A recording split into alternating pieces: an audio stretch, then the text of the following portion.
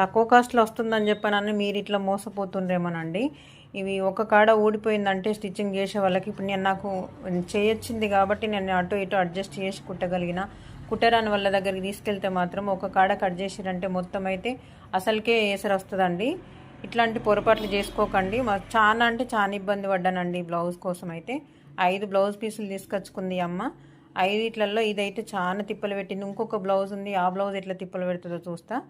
ఈ ఒక హ్యాండ్ దగ్గరనే 2 సూదులు అయితే తిరిగినాయి. ఇంకో హ్యాండ్కి నేను ఇంకా మీకు వీడియోని అయితే షేర్ చేయలేదండి. దానికి 3, మొత్తం బ్లౌజ్ కుట్టే వరకు 7, మొత్తానికైతే 7 సూదులు అయితే ఖతమైనాయండి.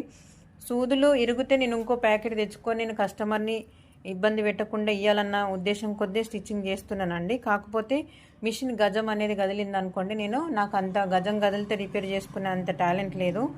ఖచ్చితంగా నేను రిపేర్ షాప్ పోవాల్సిందే. ఫైనల్గా హ్యాండ్స్